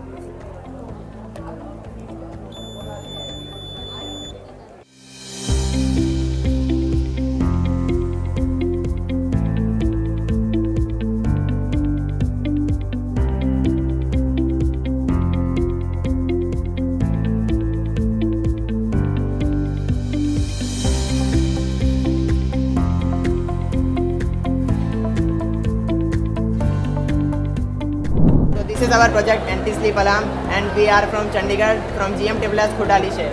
सो हमने बेसिकली ये प्रोजेक्ट इसलिए बनाया है ताकि हम उन टाइप के एक्सीडेंट्स को कम कर सकें जो बेसिकली नींद की वजह से होते हैं। जैसे ट्रक ड्राइवर और टेम्पो ड्राइवर कई बार अपनी नींद पूरी नहीं करते क्योंकि वो ओवर टाइम करते हैं ज़्यादा पैसे कमाने के लिए, तो इससे वो कई बार व्हीकल चलाते वक्त सो जाते हैं, जिससे हो जाते हैं एक्सीडेंट्स और इससे हो जाता है बहुत ज़्यादा मैन लॉस। तो बेसिकली हमारा प्रोजेक्ट इसी टाइप के एक्सीडेंट्स को कम करने के लिए है। तो अब हमारे प्रोजेक्ट में है क्या, तो बेसिकली इस हमारे प्रोजेक्ट में हमने ये चश्मा लगाया, इसमें आई ब्लिंक सेंसर है। अगर हमने इस चश्मे अगर हम ड्राइवर ने अपनी आइज़ 3 to 4 सेकंड्स के लिए क्लोज की तो जो हमारा सिस्टम है वो एक्टिवेट हो जाएगा और हमारी कार ऑटोमेटिकली स्टॉप हो जाएगी। आपको दिखाएंगे कि इसकी वर्किंग किस तरीके से है। तो जैसे कि अभी इसने गॉगल्स पहने, हमारा पूरा सिस्टम एक्टिवेट हो गया। अब जैसे उसने आके क्लोज की अपनी, बजर बजेगा और जो हमारा व्हीकल है वो स्टॉप हो जाएगा। और इससे हम चाहते हैं कि ज़्यादा से ज़्यादा एक्सीडेंट कम हो और जब तक ड्राइवर नहीं उठता हमारा बजर बीप करता रहेगा और हमारी व्हीकल स्टॉप हो जाएगा। अब ये वर्क कैसे करता है? फर्स्टली जो ड्राइवर है उसको ये ग्लासेस वियर करने हैं, इसके साथ हमने आई ब्लिंक सेंसर अटैच किया है। जब ड्राइवर अपनी आइज 3 to 4 सेकंड क्लोज करेगा, ये आई ब्लिंक सेंसर है जो वो आगे सिग्नल भेजेगा आर्डिनो में कोडिंग की है। सो आर्डिनो आगे सिग्नल भेजेगा बजर को और बजर बीप करने लग जाएगा। अगर ड्राइवर फिर भी नहीं उठता सो ये आर्डिनो सिग्नल भेजेगा रिले को। रिले एक ऑटोमेटिक स्विच है। सो रिले जो गाड़ी की मोटर में बैटरी के द्वारा पावर जा रही है उसे कट ऑफ कर देगा, जिससे गाड़ी ऑटोमेटिकली रुक जाएगी। और ये इलेक्ट्रिक कार्स के लिए बनाया गया है, जिससे ज़्यादा से ज़्यादा रोड एक्सीडेंट कम हो सकते हैं, क्योंकि इंडिया है जो वो नंबर 1 पे है अभी एक्सीडेंट के मामलों में। तो पूरे वर्ल्ड के 40% एक्सीडेंट इंडिया में होते हैं और हम चाहते हैं कि इस प्रोजेक्ट से हम ज़्यादा से ज़्यादा रोड एक्सीडेंट कम कर सकें, जिससे हमारे इंडिया की एक्सीडेंट के मामले में जो रैंकिंग है वो भी नीचे आ जाए।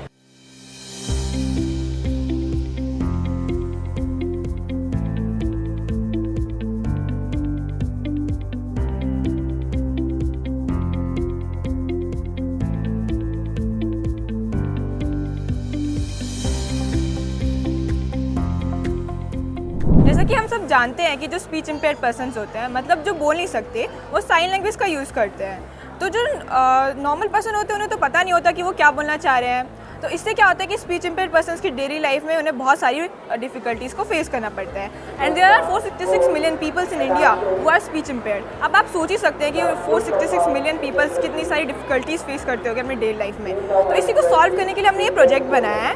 तो अब इसका एक क्वेश्चन है कि इसका सॉल्यूशन क्या है। तो इसका सॉल्यूशन है ये हमारा प्रोजेक्ट। एक्चुअली हमने ये प्रोजेक्ट इसलिए बनाया है ताकि जो स्पीच इम्पेयर्ड पर्सन है वो एक नॉर्मल पर्सन से कम्युनिकेट कर पाए। तो इस प्रोजेक्ट के बारे में और आपको चिराग समझाएगा।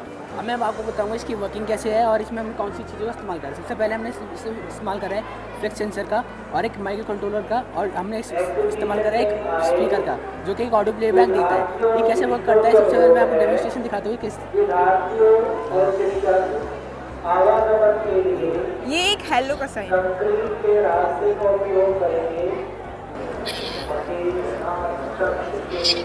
जैसे कि अभी आपने देखा है किस तरह से वर्क कर रहा है। इसने हेलो माय नेम इज और नाम को प्रोनाउंस करा, साथ में एक जेस्चर और बोला जो कि है मुझे पानी चाहिए, जिसकी ये ऐसी सारी वर्किंग है।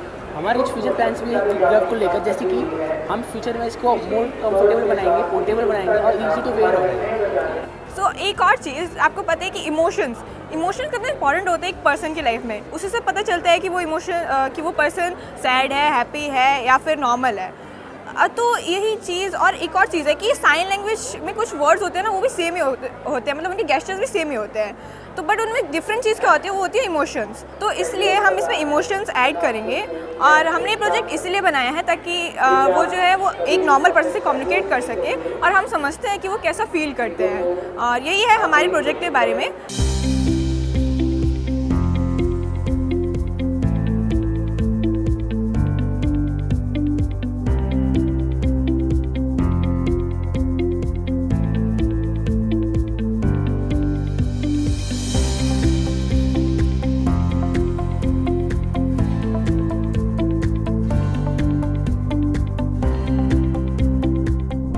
मेरे मॉडल का नाम है रोबोटिक रेपलेंट। जैसे आजकल हमारे खेत में हम स्केयर करो खड़ा करते हैं, जिसे हम पंजाबी में ड्राउन कह देते हैं। वो क्या काम करता है कि जब भी कोई पंछी आता है क्रॉप्स को डैमेज करने के लिए, वो उसको भगाता है पंछी को। लेकिन पहले तो पंछी उससे थोड़ा बहुत डरते हैं, लेकिन हौली हौली उसको अडैप्ट कर लेते हैं। इसलिए हमने एक रोबोटिक स्केयर करो तैयार किया है। अगर कोई भी पंछी हमारे फील्ड में आ गया, ये उसको ऑटोमेटिकली सेंस कर लेगा बाय साउंड और बाय इट्स मूवमेंट। साउंड उसको डिटेक्ट करने के बाद ये अपनी आर्म्स मूव करेगा उसको रिपेल करने के लिए और एक हाई फ्रिक्वेंसी साउंड जनरेट करेगा। हमने इसकी साउंड इतनी रखी है जिससे उनको सिर्फ इरिटेशन हो, कोई हार्म ना हो। एंड सेकंड थिंग कि अगर कोई भी मान लो ये हो गया क्रॉप्स की प्रोटेक्शन फ्रॉम बर्ड्स, अगर कोई भी जानवर पशु आ गया हमारे खेत में क्रॉप्स को डैमेज करने के लिए, तो जब वो एंटर करा हमारे खेत में तो ऑटोमेटिकली जो फार्मर है जिसका उसका डाटा फीड कर रखा होगा उसके फ़ोन पे कॉल जाएगी। जैसे मैं आपको इसकी वर्किंग दिखाता देता हूँ बाय साउंड। जैसे मैंने फ़ोन में अभी बर्ड्स की साउंड भर रखी है, तो अभी मैं ये चलाऊँगा और ये ऑटोमेटिकली मैं इसका स्विच ऑन कर देता हूँ और जैसे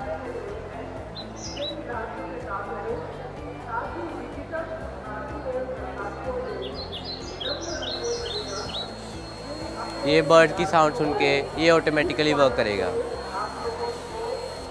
और अगर ये इसने साउंड ना सुनी, अगर कोई पंछी आवाज़ नहीं करता तो ये उसको उसकी मूवमेंट से भी उसको डिटेक्ट कर लेगा। जैसे ऊपर साउंड सेंसर लगा हुआ है, इसने साउंड सेंस किया मतलब मूवमेंट सेंस की तो ये ऑटोमेटिकली वर्क करेगा। और सेकंड थिंग, अगर नीचे से कोई भी पशु आ जाएगा तो ये ऑटोमेटिकली फार्मर के फ़ोन में फ़ोन कर देगा। जैसे कोई भी यहाँ पे आया हमारे खेत में तो ये ऑटोमेटिकली उसके फ़ोन पे कॉल जाएगी, जिससे वो अलर्ट हो सकता है फार्मर और चेकआउट कर सकता है कि हमारे खेत में क्या हो रहा है। ये इसकी हम फील्ड के साथ साथ हम इसको सोलर पैनल्स में भी यूज़ कर सकते हैं। ऐसे आजकल हम सोलर पैनल लगा तो लेते हैं लेकिन उसकी मेंटेनेंस कोई नहीं करता, ठीक है। इसको हम एयरपोर्ट रनवेज में यूज़ कर सकते हैं और जैसे फ़िश फार्म्स में यूज़ कर सकते हैं। तो इसके वाइड एप्लीकेशंस हैं, इससे हम फार्मर्स का लॉस बचा सकते हैं।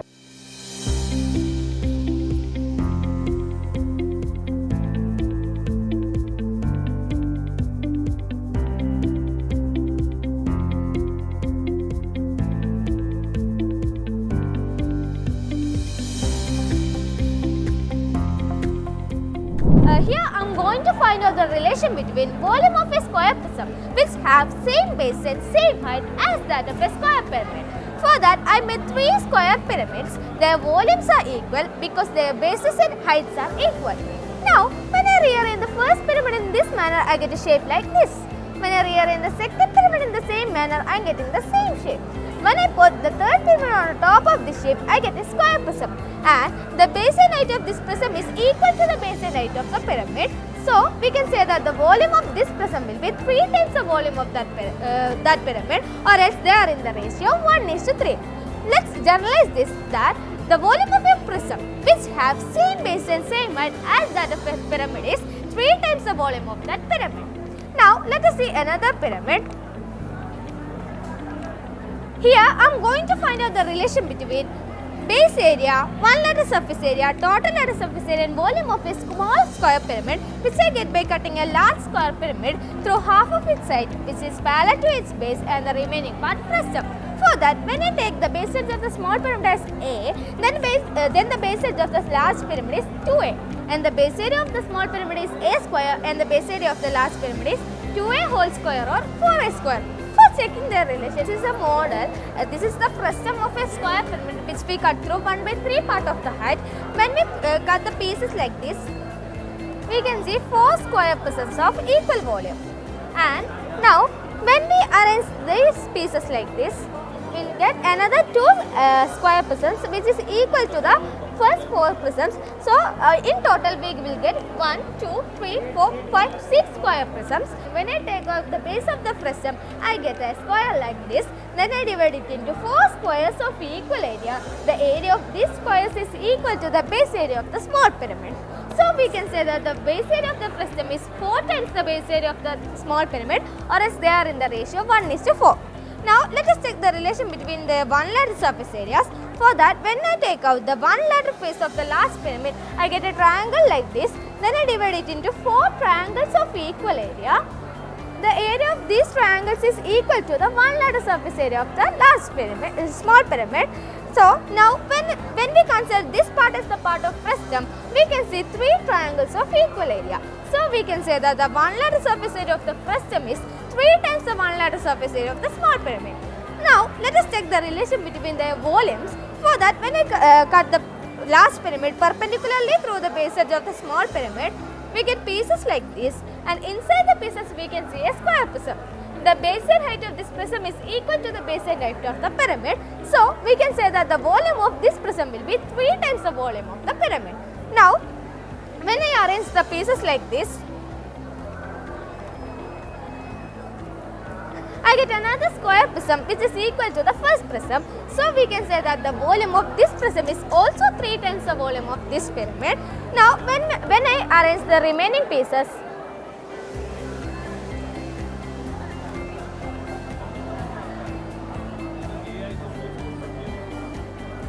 I am getting another square pyramid which is equal to the first pyramid. Now when I consider this part as the part of prism and this part is the part of small pyramid, we can say that the volume of prism is 3 plus 3 plus 1, 7 times the volume of the small pyramid, or else they are in the ratio 1:7. Now we can prove these ratios in every pyramid. This is a hexagonal pyramid. Here I am going to find out the relation between volume of a small hexagonal pyramid, which I get by cutting a large hexagonal pyramid through half of its side, which is parallel to its base, and the remaining part prism. For that, when I cut the pyramid perpendicularly through the base edge of the small pyramid, we get pieces like this, and inside the pieces we can see a hexagonal prism. The base edge height of this prism is equal to the base edge height of the pyramid, so we can say that the volume of this prism will be 3 times the volume of the pyramid. Now, when I rearrange the pieces like this, I get another hexagonal pyramid which is equal to the first pyramid. So we can say that the volume of the prism is 3 plus 3 plus 1, 7 times the volume of the small pyramid, or else they are in the ratio 1:7. This we can prove in every pyramid. This is an equilateral triangular pyramid.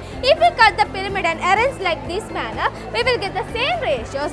And when we cut through 1/3 part of the height, this is a model of that. We will get the relation between base area will be 1:3 square. Relation between one lateral surface area will be 1:3 square minus 1, and the relation between volume will be 1:3 cube minus 1. And when we cut through 1/nth part of the height, the relation between base area will be 1:n square. Relation between one lateral surface area and total lateral surface area will be 1:n square minus 1, and the relation between volume will be 1:n cube minus 1. Thank you.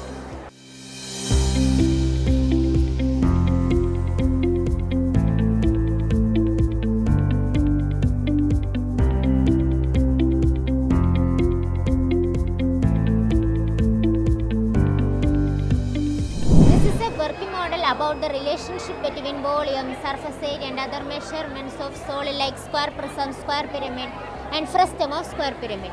This is a square pyramid.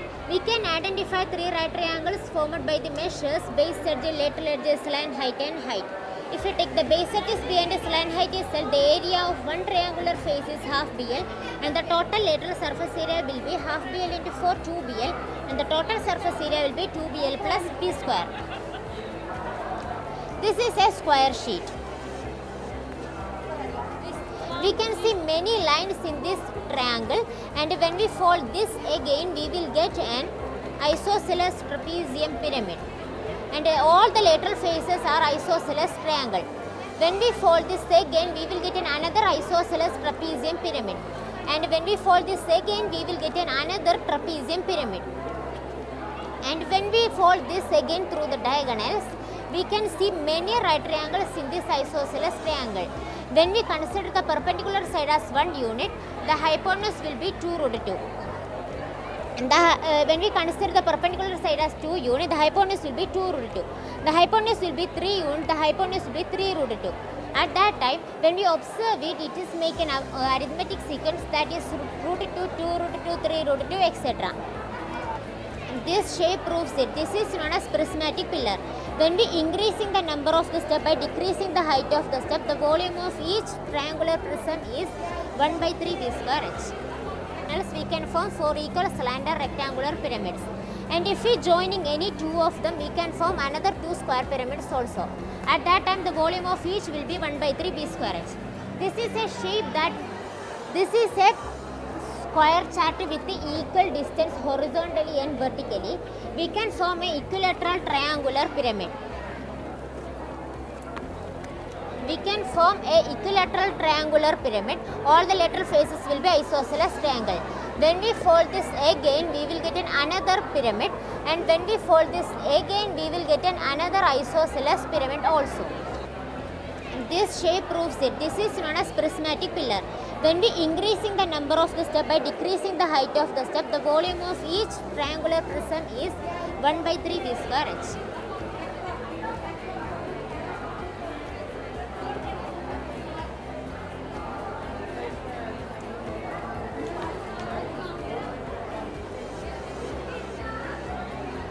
This is a square chart with the equal distance horizontally and vertically.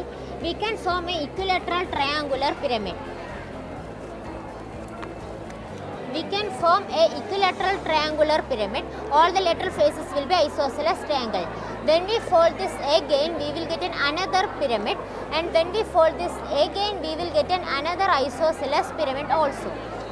We can form 4 slender rectangular pyramids. And when we fold this again, we can form a cube. At that time, the volume of each this prism is 1/3 part of this prism and 1/12 part of that prisms. We can form a huge rectangular prism when we joining 3 of this. This is a huge rectangular prism. When we consider the length as A, breadth as B, height as H, the volume will be ABH. And when we cut this through the midpoints, we can form another 2 square prisms. At that time, the volume of each will be ABH by 2. We had said that the volume of each will be 1/3 V square h. Through this, we can see a chart in this behind this. We can form the volume of rectangular prism plus volume of square pyramid. We can get the volume of frustum of square pyramid.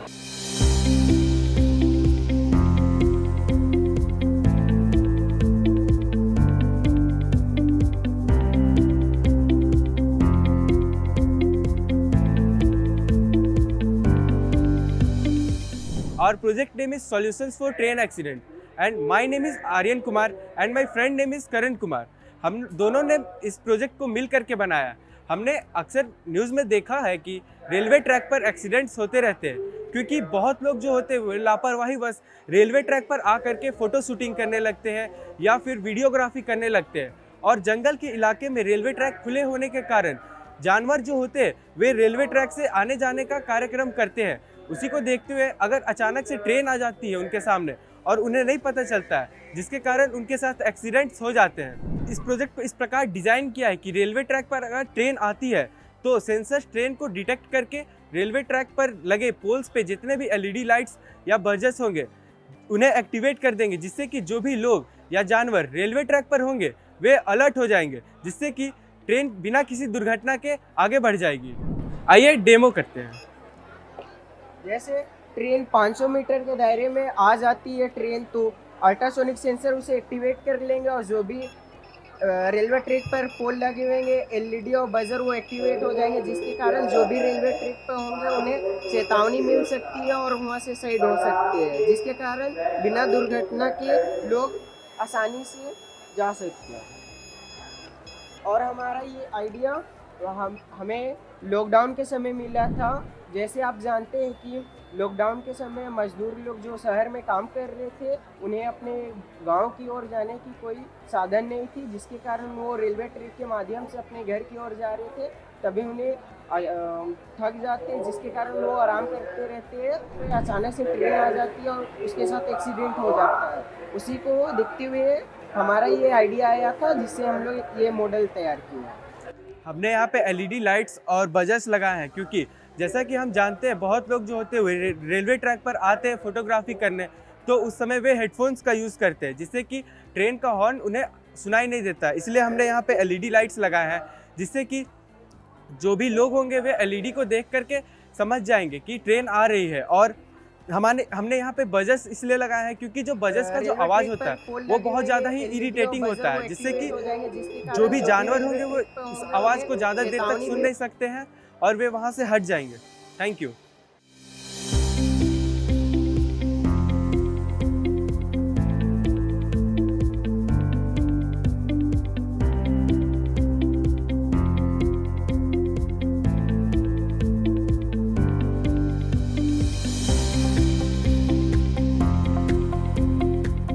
Right here we made a huge project like depending on the truck. Actually this is a multi-purpose truck. This means this truck can do 5 vehicle works. One of them is an excavator, and right here this is the tree cutter, right here this is a crane, and this is the water sprayer, and this is the dump. So we can scrap the soil using the excavator, and we can also load into the discard. So we don't want to call the another truck for loading and transportation. And right here this is the tree cutter. We can cut the tree using this tree cutter, and we can also put into the disc dump. There is no need of the man support or another third party machines. Right here this is the crane model. We can also do the crane work using this crane arm. And this is the water sprayer. It's really helpful to remove the dust particles while this vehicle construction in the middle of roads. The separate 5 vehicles come across more than 2 CR price, but this vehicle only concern near 1 CR. So we can save more than 1 CR, and it also have fuel efficiency like this vehicle only concern 2 vehicle power engine. So we doesn't want to run 5 separate vehicle engine, and also less pollution and also fuel efficiency, and it also has space management. And the important thing is only one man can control this, like he can just control entire machines through his cabin from his own remotes like we are doing. In practically normally the truck drivers are just get out of the truck and they were working, but in truck this truck the driver can just work for in cabin. Right here is the engine of the truck. Actually first of all this is the rotation of the excavator,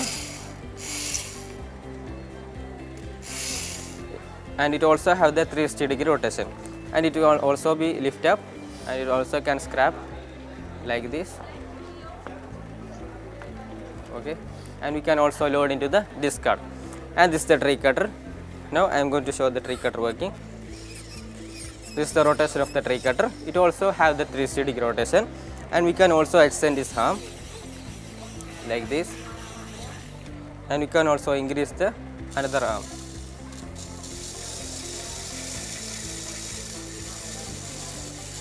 And there is also a clamp to lock the tree, and there is also a seesaw to cut the tree, and the clamp will be taken the tree and load into the system. Now I will show the working of the crane, and it also have the 360-degree rotation, and we can also increase the length like this.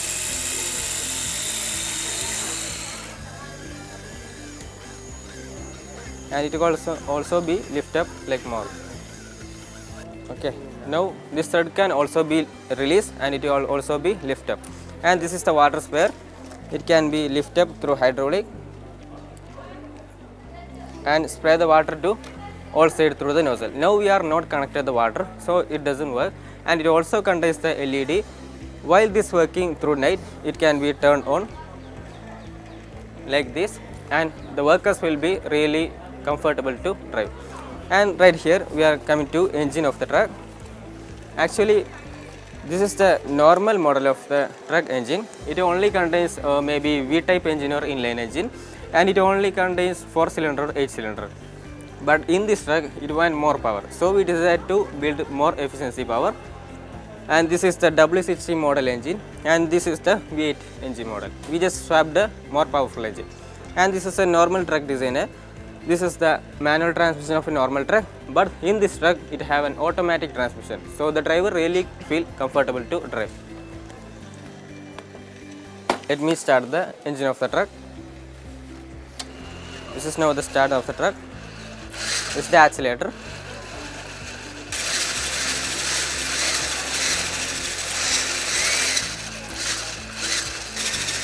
You might be thinking that I just control the accelerator in the steering. Actually, we also developed another innovation, like if the driver really tired by driving only using his leg, he can just control this entire truck only using his hand, because this truck is automatic, right? So he can just put this accelerator right here, and this is the brake. And another main functioning thing was this truck have a motorized special steering design. So normally the truck have more than 360-degree rotation, so it must be the full turn of the truck. But in this truck it only have 45-degree, and the steering will be fully rotated. So it must be feel comfortable to and small load to the driver. And right here this is the all controlling unit of our truck. This is now approach based, but in reality we can fix everything in cabin.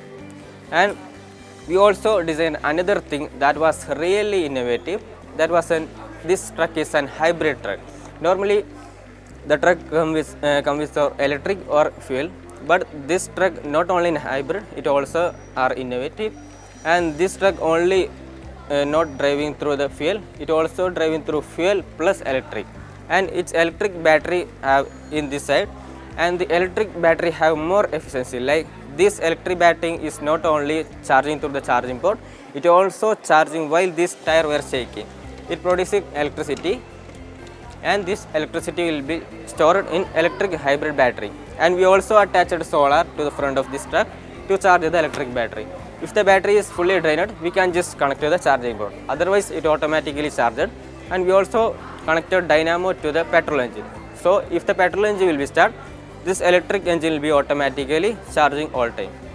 And this is the dumper. Now I am going to lift the dumper.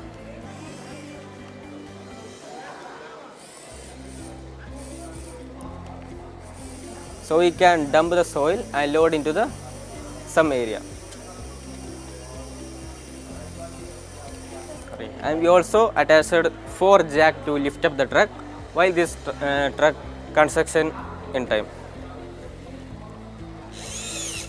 Now every jack is on height. Now we also increasing the height more. You can see like this. So the truck feel really stable on the ground. And the especially design of the CVT, this truck not have a manual transmission, it have automatic transmission, so the driver don't want to shift any gear or clutch or something, he just want to put the concentration on accelerator and brake, that's all. So here you really feel too comfortable. And this truck is not only accelerator in steering, it also have a normal steering accelerator like normal control, accelerator, brake, and its steering also containing accelerator, brake. And the another innovation is that's really helpful for the truck owners. That was, if this truck is robot, the owner can be control this engine of the truck from anywhere. So if someone robot this truck, he can just control and turn off the engine through mobile to stop the robot. And we can also track the truck location through the GPS, and you can inform the police. And the purpose of the truck is, normally 5 separate vehicles are come more than 2.2 CR price, but this truck only comes near 1 CR, so we can save more than 1 CR price. And we also have the fuel management, like we doesn't want to run 5 separate engine, so we don't only providing the 2 power of the engine, and it will also have less pollution and fuel efficiency. And the another thing is, this truck is really useful for the heavy construction like building construction and highway construction, and we also providing as a natural disasters like flood, earthquake, something, etc. And this is really grateful for, I think, future. I reached at national level from school. I selected from my school, and I also participated in my Kerala sub-district, and I also got district, and I also participated in state, and after that I participated in Southern India. After that I reached in national level. Right here I am participating with many students. Now I am in Haryana.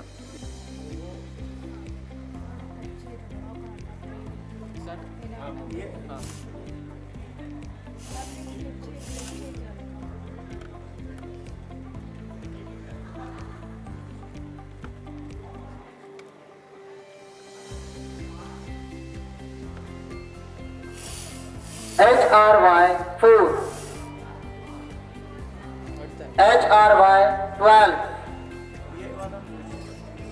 HRY 20। उन्होंने अपनी kit प्राप्त नहीं करी है, please अपनी kit प्राप्त कर ले।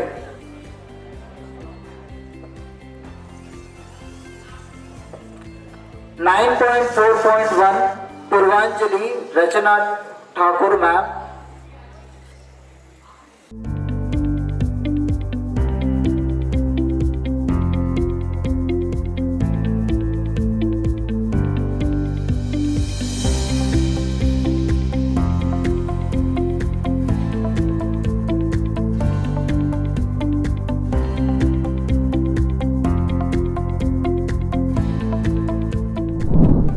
This is smart license-based vehicle safety and security system. In India, many small children are driving vehicle and causing road accidents. and in India many theft reports are allocated. So we can see in this banner there are many types of reported in India. So in this year, one death and injuries are noted. So to prevent this, this system is proposed. This system will use our license and fingerprint sensor to ignite the vehicle. So this system will not use key, it uses fingerprint sensors to start the vehicle. We have used the fingerprint sensor and which will be merged with license of the owner, which will be saved in the cloud database of the RTO. This system also ensures that license is compulsory for driving. So the system will be using our Aadhaar card data and it will be starting the vehicle. Now I will show you a short demo. So now I am an authorized person, I am the owner of this vehicle. When I keep the fingerprint, it will give the green signal and the bike will start. So if any other unauthorized person keep vehicle or any thief is keeping the fingerprint, it will reject and give buzzer sound and the bike will not move. So this bike will be also connected to our app. This is biometric bike lock app. So in this app we can see our location of this bike and also we can renew our insurance and license. So this is a helpful app which we can renew our license and insurance. This system ensures that license is compulsory for driving and prevent underage driving and vehicle theft. So the system will be using our biometric. It is an unique biometric which every humans have. So the bike theft can be decreased and also underage driving will be decreased. Thank you.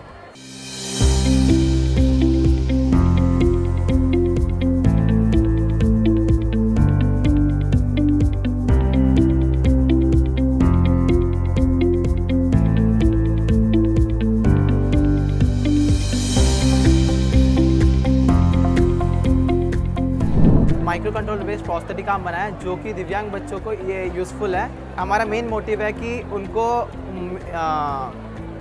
किसी भी चीज़ को easily पकड़ सकते, like water bottle और tea cup. और हमने sir इसमें use किया है आर्डिनो ऊनो, जो कि it act as a brain of the prosthetic arm and we used Bluetooth module for connection between smartphone and prosthetic arm.